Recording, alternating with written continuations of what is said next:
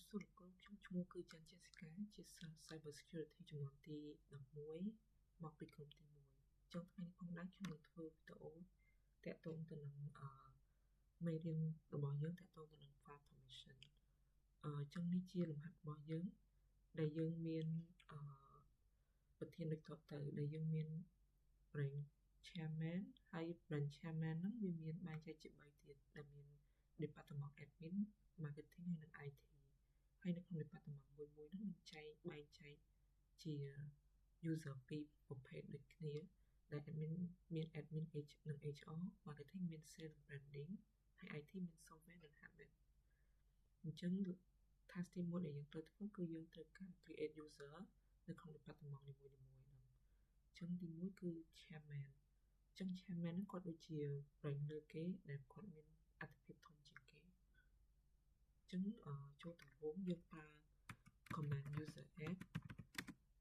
.m chairman ដែល command user add .m ហ្នឹងគឺយើងធ្វើការ create username chairman ហើយ .m ហ្នឹងគឺវាធ្វើការ create នៅ home directory របស់ user chairman យកតែម្ដងបន្ទាប់មកខ្ញុំធ្វើការ set password ឲ្យទៅ user chairman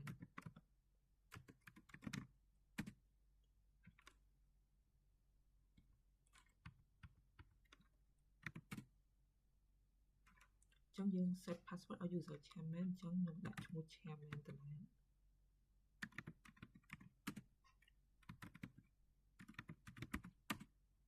ចឹងវាថា all authentication token update successfully អញ្ចឹងបន្ទាប់មកទៀតcommand មួយនេះគឺត្រូវបានយកមក apply ដូចគ្នាទៅនឹងខាង admin និង HR អញ្ចឹងចំពោះខាង admin ខ្ញុំអាចថាបង្កើត4 user ផ្សេងគ្នានៅក្នុងផ្នែក admin នឹងមួយតែដោយសារតែ admin មួយហ្នឹងខ្ញុំធ្លាប់បង្កើតវាមុនហើយអញ្ចឹងខ្ញុំទៅដល់ admin 2អ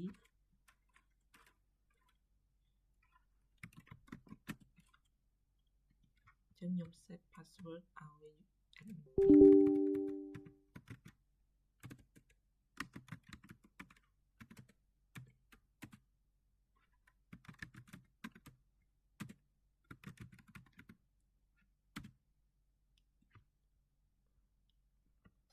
ចឹងខ្ញុំនឹងបន្តធ្វើ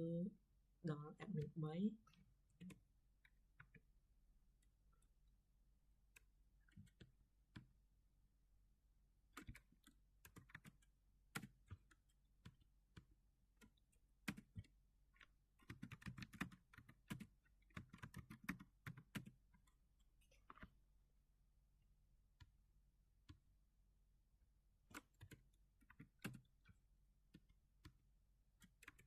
ចឹងបន្ទាប់មកក្រោយពេលដែលខ្ញុំធ្វើការបង្កើត user ទាំងអស់ហើយខ្ញុំធ្វើការ check មើលចឹង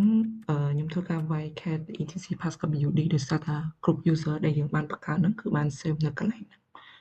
ចឹងនៅពេលដែលខ្ញុំវាយមកគឺវានឹង list all user ដែលយើងបាន create ចឹងបន្តមកទៀតខ្ញុំក៏ធ្វើការបង្កើតនៅ group ដើម្បីធ្វើការ add user ទាំងអស់ចូលទៅក្នុង group នីមួយៗដោយសារថាកាលណាយើង create multiple user អញ្ចឹងការដែលយើងបង្កើត group គឺវាមានភាពងាយស្រួលយើងអត់ចាំសម្រាប់ក្នុងការឲ្យគាត់អាស្រ័យឲ្យគាត់នឹង access ចូលទៅក្នុង directory ផ្សេងអញ្ចឹងយើងអត់ចាំបាច់ពិបាក create user ម្នាក់ហ្នឹងអាស្រ័យ user ម្នាក់ឲ្យចូល access directory នេះ directory នោះម្ដងមួយឯងនៅពេលដែលយើងគ្រប់គាត់មកគ្រប់អញ្ចឹងនៅពេលដែលយើងដាក់ permission ឲ្យគាត់ពួកគាត់អាចមានសិទ្ធិ access បានចូលដូចគ្នាទាំងអស់ចឹងនៅក្នុងការបង្កើត group យើងវាយ command group add ហើយឈ្មោះ group របស់យើងនៅពេលដែលយើងចង់ឆែកមើលតើ group ហ្នឹងយើងបង្កើតបានសម្រេចអត់ឬក៏ successful អត់យើងវាយនៅ command get end group ហើយឈ្មោះ group របស់យើងដែលយើងបាន create ចឹងវានឹង list មកជាឈ្មោះ group របស់យើងចឹងមានន័យថាបញ្ជាក់ថា group ដែលយើងបង្កើតហ្នឹងគឺបាន save បានជោគជ័យហើយចា៎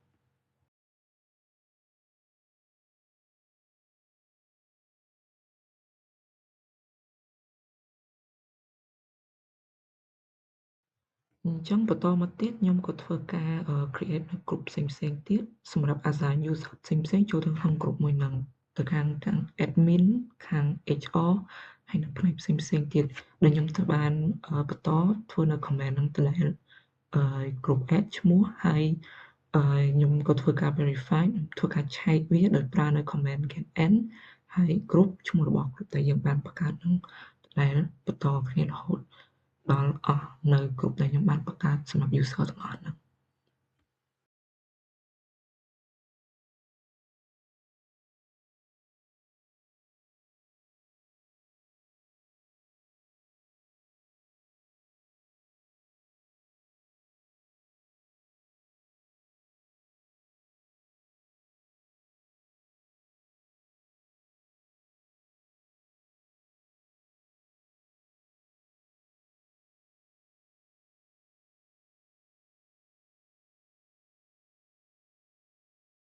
អញ្ចឹងនេះគឺជា user ហើយនឹង group ដែលខ្ញុំបានបង្កើតមកអញ្ចឹងយើងមាន chairman user chairman ខ្ញុំបង្កើត user admin ចំនួន4នាក់ HR 4នាក់ sale 4នាក់ branding 2នាក់ខាង software development 2នាក់ហើយនឹង hardware មាន4នាក់ហើយខ្ញុំក៏ធ្វើការ create group ដើម្បីអាស្រ័យ user ទាំងអស់ហ្នឹងចូលទៅតាម group នីមួយៗអញ្ចឹងក្នុងការបង្កើត group ហ្នឹងដូចដែលខ្ញុំបាននិយាយអញ្ចឹងគឺដើម្បីធ្វើការងាយស្រួលក្នុងការ assign task និងធ្វើការ access បើក access ឲ្យពួកគាត់ចូលក្នុងការ access ទៅលើផ្នែកផ្សេងៗអញ្ចឹងយើងធ្វើការបង្កើត group ដើម្បីប្រភាពងាយស្រួលដល់វាអញ្ចឹងបន្តទៀតខ្ញុំនឹងធ្វើការ assign user ទាំងនីមួយៗទាំងអស់ហ្នឹងចូលទៅតាម group របស់គេមួយៗអញ្ចឹងឥឡូវខ្ញុំនឹងធ្វើការ assign នៅ user នីមួយៗហ្នឹងចូលទៅកាន់ group ដែលខ្ញុំបានបង្កើតមកអញ្ចឹងខ្ញុំប្រើនៅ command user mode.ag ហើយបន្ទាប់មកឈ្មោះ group និង user ដែលយើងត្រូវបានដែលយើងចង់ add បញ្ចូលទៅក្នុង group ហ្នឹងអញ្ចឹង.ag នេះ .a នេះគឺសំដៅទៅលើ append ហើយ g នេះគឺ group មានន័យថាយើងធ្វើការ append ឈ្មោះ user ណាមួយចូលទៅក្នុង group ដែលយើងចង់បានអញ្ចឹងដោយសារតែខ្ញុំបានធ្វើការ assign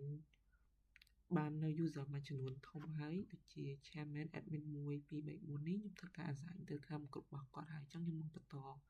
មកជាមួយនឹងខាង HR អញ្ចឹងចំពោះ HR គាត់នៅក្នុង admin department ដែរ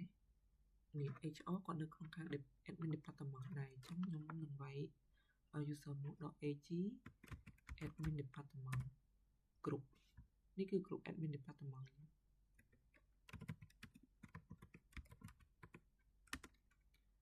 ហើយយើងដាក់ឈ្មោះ user HR មួយអញ្ចឹងដូចគ្នាយើងកែវាតិចដោយសារតែ HR យើងមាន4នាក់ចឹងបន្ទាប់មកខាង sale យើងធ្វើការដូរមកខាង marketing department វិញម្ដង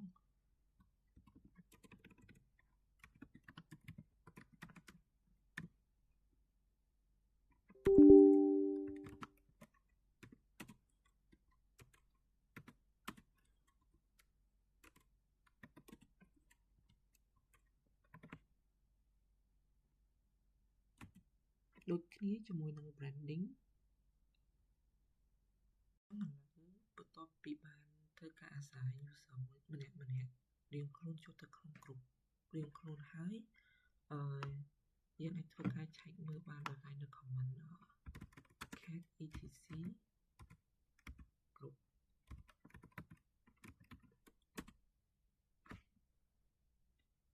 អញ្ចឹងអាចមើលបាននៅកន្លែងនេះ admin department យើងមាន admin 1 2 3 4និង HR 1 2 3 4ខាង marketing យើងមាន sale branding IT យើងមាន software ហើយ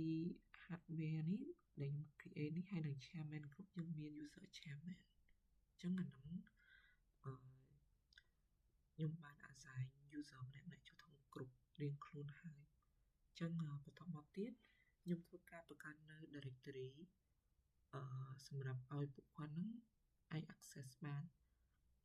អញ្ចឹង directory ដែលខ្ញុំបង្កើតទាំងអស់វាមាន9 directory ដែល directory 2ដែលមានដូចជា directory public directory ដែលអាច access បានគ្រប់គ្នាទាំងអស់អាហ្នឹងជាអីដែលខ្ញុំបានស្រង់ពីក្នុងលំហាត់របស់យើង ហើយ all data ហ្នឹងគឺធ្វើការ access បានតែ chairman ទេហើយយើងមាន directory របស់ department ធំ3ទាំង3ហ្នឹងហើយនឹង directory 4ផ្សេងទៀតគឺសម្រាប់ឲ្យ user នៅក្នុង department មួយហ្នឹងគាត់អាចធ្វើការឆ្លងឬក៏ access ឆ្លង department បានគឺវាអាច share វាអាចធ្វើ share រវាង department ពីរបានដូចជាមាន admin marketing admin IT marketing IT admin branding ចឹងទៅ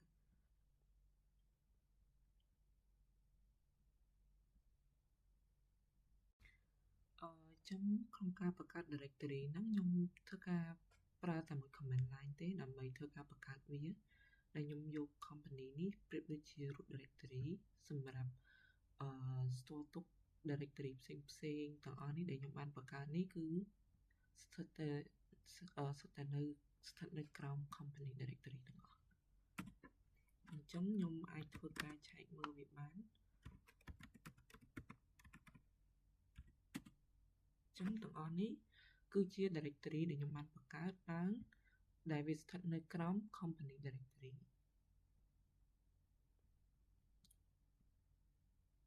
បន្តមកទៀតខ្ញុំក៏ធ្វើការ set permission ទៅដល់ directory មួយនីមួយអញ្ចឹងដំបូងឡើយខ្ញុំធ្វើការ set នៅ directory នៅ permission ទៅ user ក្នុងការ access ចូលទៅក្នុង public directory អញ្ចឹងចំពោះតកតងទៅនឹងសមត្ថកម្មគឺគ្រប់ user ទាំងអស់គាត់អាចមានសិទ្ធិ access ចូលនៅក្នុង public directory មិនថា user ដែលយើងបានបង្កើតឬក៏ក្រៅពីណាទេគឺ public directory ហ្នឹងគឺវា accessible សម្រាប់គ្រប់គ្នាហ្មងអញ្ចឹងទៅបាទខ្ញុំបង្កើតនៅ command chmod 777មានន័យថា7ខាងមុខនេះគឺតំណាងឲ្យ owner ដែលគាត់មានសិទ្ធិ access គ្រប់យ៉ាងទៅនៅ directory មួយហ្នឹងហើយបន្ទាប់មកគឺ group និង other ហើយបន្តមកទៀតតកតងទៅនឹងdata all data directory អញ្ចឹងចំពោះ all data directory នេះគឺ user ទាំងអស់គឺអាចមានសិទ្ធិ access ចូលអញ្ចឹងដើម្បីឲ្យ user ទាំងអស់គាត់មានសិទ្ធិ access ចូលអញ្ចឹងខ្ញុំបង្កើតឲ្យមាននៅជា owner មួយសម្រាប់ធ្វើការគ្រប់គ្រងនៅ directory ហ្នឹងហើយបើកឲ្យ user ផ្សេង multiple user ក្នុងការ access ចូលអញ្ចឹងខ្ញុំដាក់ឲ្យ root ហ្នឹង root គាត់ធ្វើជា owner របស់ all data directory ហ្នឹងហើយចំណែក chmod នេះគឺខ្ញុំធ្វើការ set permission មានន័យថាក្រៅពី owner ហើយនិង group គឺអ្នកផ្សេងអាចមានសិទ្ធិ access ចូលក្នុង all data directory ហ្នឹងបានទេចឹងបន្តមកខ្ញុំធ្វើការ set permission ឲ្យទៅ directory នីមួយដែលខ្ញុំប្រើនៅ command set facl វាគឺជា access list control នៅក្នុង Linux របស់យើងដែលខ្ញុំប្រើ command set facl នេះខ្ញុំអត់ប្រើ cho ដោយសារតែ set facl នោះវាមានលក្ខណៈថា flexible ជាង cho ករណីដែលយើងមាន multiple user ក្នុងការ access ចូលអញ្ចឹងយើងប្រើ set facl មានន័យថាយើងអត់ចាំបាច់ពិបាកបដូរ owner នោះទេយើងអាចរក្សាទុកនៅ owner ដដែលយើងគ្រាន់តែឲ្យ multiple user access ចូលធម្មតាបានចំណែក cho វាអត់សូវ flexible ដូច set acl ចឹងទេអញ្ចឹងឥឡូវខ្ញុំធ្វើការ set permission ដល់ user នីមួយក្នុងការ access ចូលទៅក្នុង all data directory របស់យើង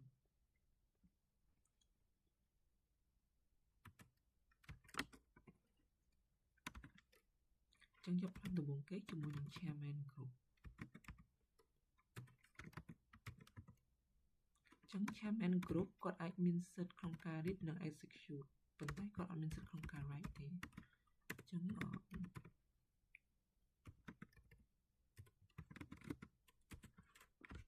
បន្តមកទៀតជាមួយនឹង admin group យើងមាន chairman យើងមាន admin department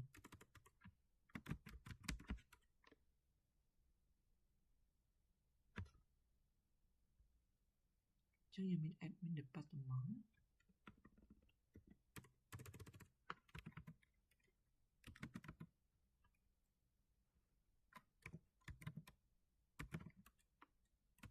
ខ្ញុំ set permission ឲ្យដូចគ្នាទាំងអស់អញ្ចឹង admin ហើយយើងចូល marketing ម្ដង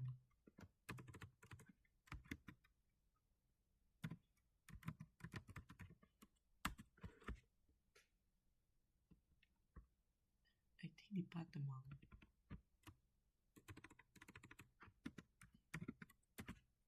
ចឹងហ្នឹងជា permission ដែលខ្ញុំបាន set ហើយ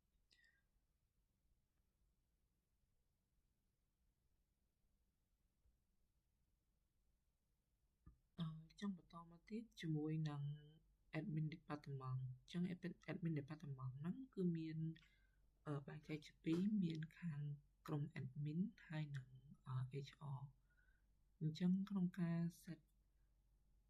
permission ក្នុងការ access ចូល admin department ហ្នឹងខ្ញុំក៏ឲ្យ member ណាក្រុមណាមួយក្នុងចំណោមក្រុមទាំងពីរហ្នឹងធ្វើជា owner របស់ directory ហ្នឹងអញ្ចឹងខ្ញុំឲ្យ admin ហ្នឹងក៏ធ្វើជា owner របស់ directory ហ្នឹងហើយបន្ទាប់មកខ្ញុំធ្វើការ set access list ដល់ HR group ដែលជា member របស់ admin ហ្នឹង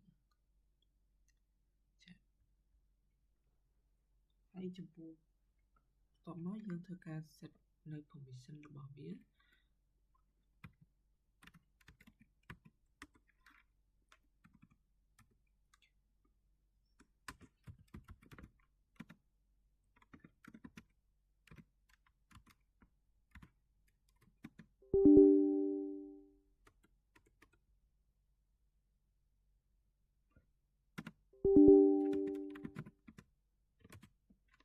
ចឹងបន្តមកទៀតបន្តជាមួយទៅនឹងIT marketing department ចឹង marketing department ដូចគ្នាខ្ញុំលើកនេះខ្ញុំឲ្យខាង sales group គាត់ធ្វើជា owner របស់ directory ហ្នឹងចឹងយើងប្រើ comment ដូចគ្នា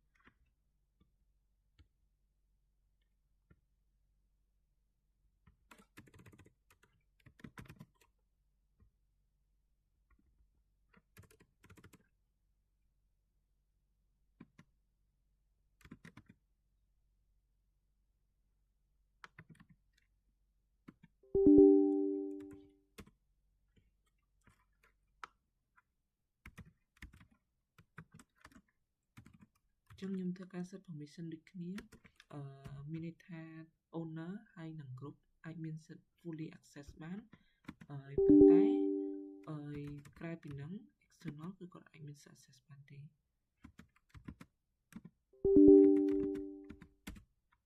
ាអញ្ចឹងខ្ញុំធ្វើការ set access list ដល់ទៅgroup មួយទៀតគឺបើខ្ញុំឲ្យ sales ធ្វើជា owner ហើយអញ្ចឹងមួយទៀតគឺខាង branding group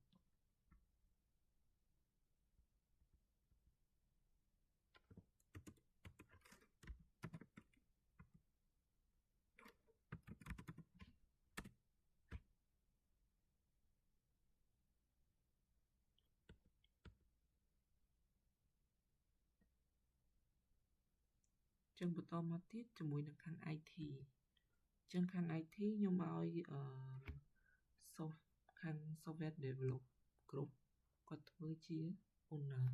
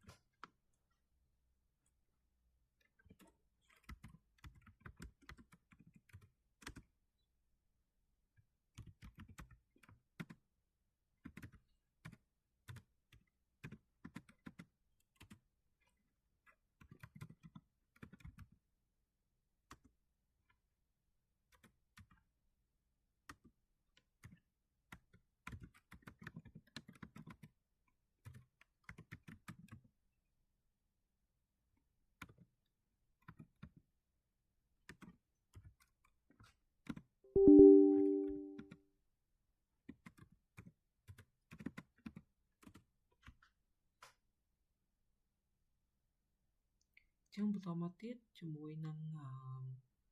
directory admin marketing ចឹង admin marketing ហ្នឹងគឺមានការ accessible រវាងពីរ branch រវាងខាង admin និងខាង marketing department ចា៎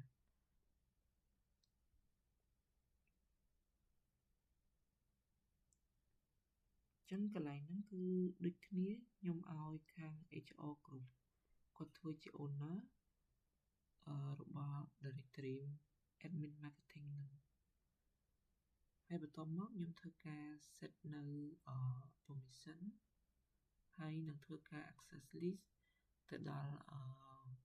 user ដែលនៅក្រៅពី HR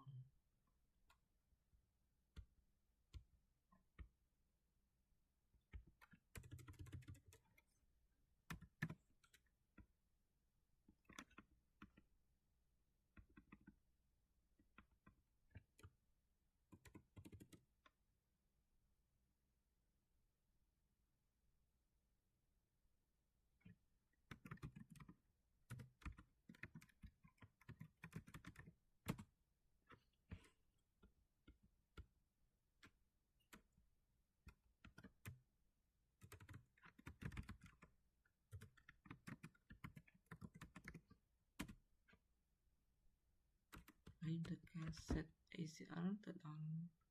បណ្ដាញសោមានដូចជាដោយសារ admin marketing ចឹងមានការចូលរួមពីខាង sale ខាង admin ហើយនឹងខាង branding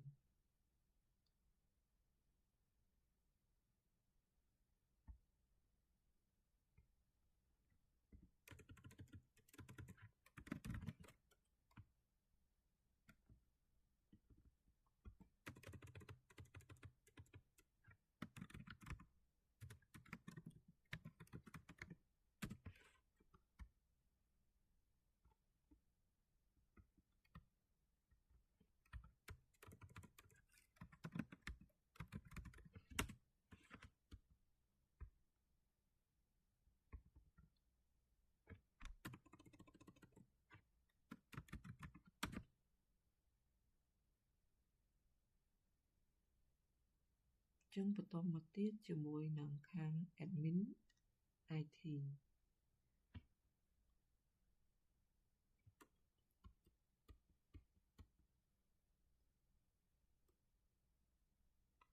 ចឹងខាង admin ហ្នឹងខ្ញុំឲ្យ HR គ្រប់ដែរ admin marketing admin IT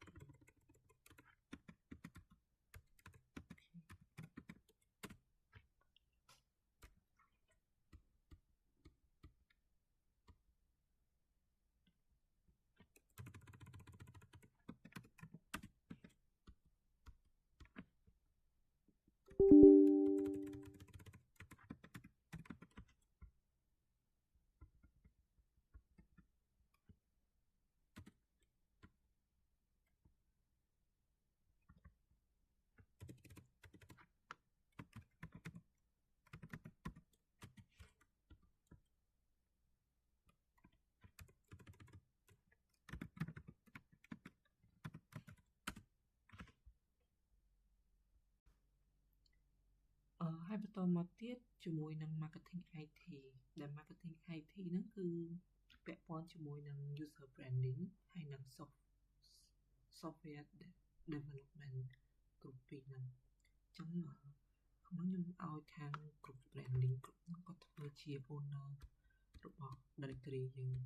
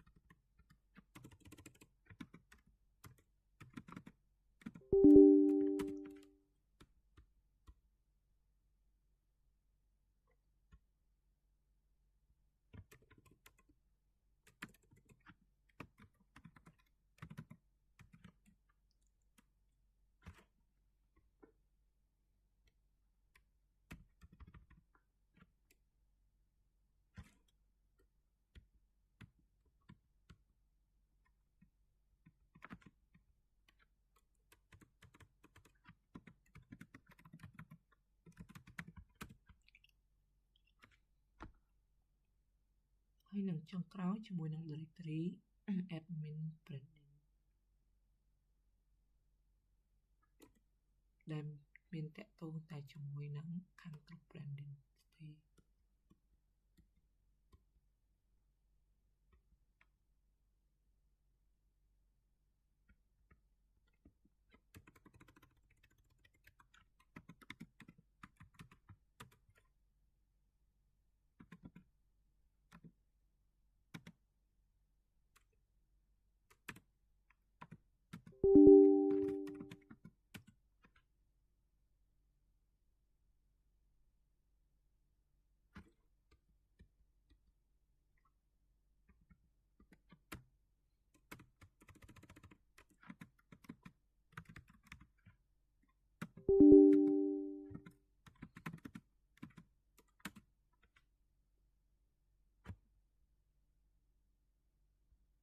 ចឹងបន្តមកទៀតខ្ញុំធ្វើការ verify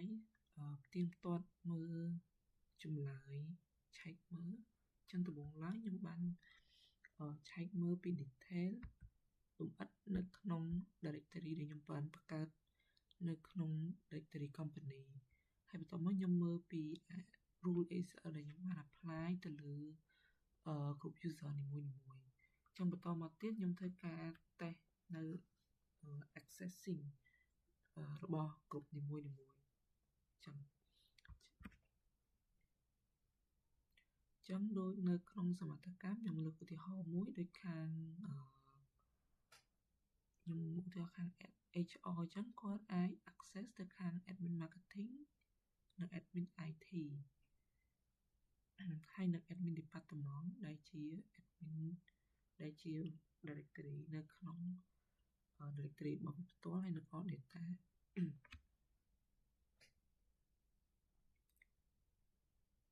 ងឥឡូវខ្ញុំសាកឧទាហរណ៍ test វាមើលមួយខ្ញុំឧទាហរណ៍ថា member ណាម្នាក់ក្នុង admin ចឹងដូច admin មួយចឹង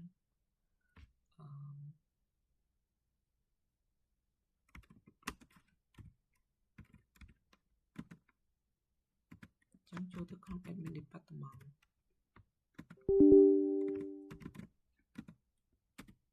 ចឹងគាត់អាច access ចូលបានចឹងឧទាហរណ៍ថាបើខ្ញុំ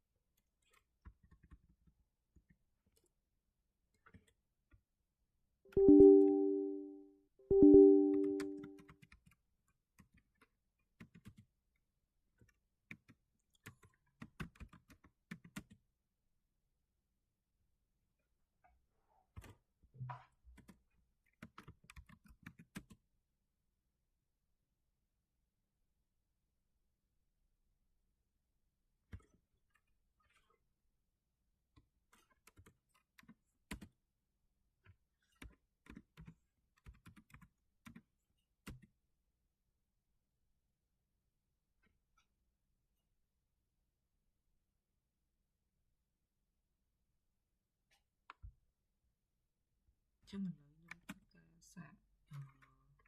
login ចូលទៅតាម user មួយចឹងចង់ដឹងថាតើយើង login ហ្នឹងវាបានជោគជ័យអត់ឥឡូវខ្ញុំសាក switch ចូលទៅ user admin មួយនៅក្នុង group admin នៅក្នុង admin department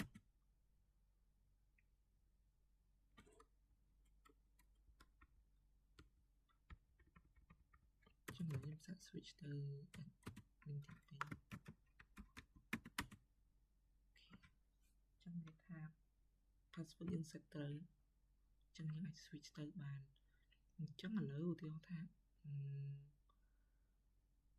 admin ហ្នឹងគាត់នៅក្នុង admin department តើគាត់អាច access ទៅកាន់ directory ក្នុងនោះកើតអត់ចឹងឥឡូវខ្ញុំ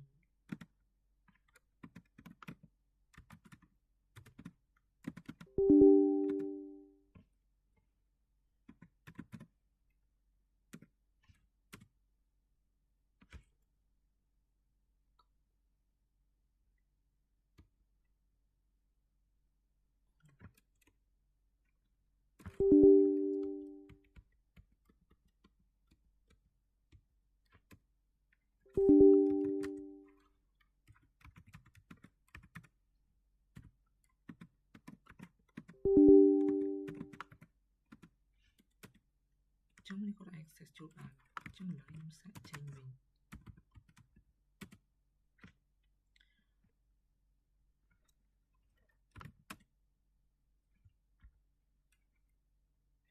អញ្ចឹងខ្ញុំ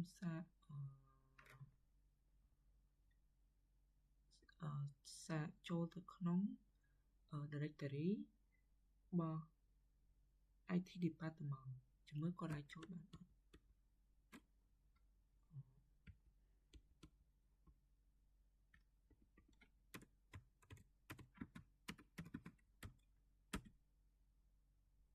permission denied អញ្ចឹងមានថាគាត់អាចចូលបានទេដោយសារតែនៅក្នុង directory ផ្សេងគ្នាហើយយើងអត់បានដាក់ permission ឲ្យគាត់អត់អាចដាក់ឲ្យគាត់ access ចូលបានទេអញ្ចឹងវីដេអូរបស់ខ្ញុំក៏សូមលំអរថាចប់ត្រឹមហ្នឹងហើយខ្ញុំក៏សូមអរគុណដល់លោកគ្រូដែលបានបង្ហាត់បង្រៀនដល់ខ្ញុំរយៈពេលជិត1 term នេះហើយបើមាននៅកំហុសខុសឆ្គងអ្វីមួយខ្ញុំក៏សូមខន្តីអភ័យទោសចំពោះវីដេអូនេះផងដែរចា៎អរគុណច្រើន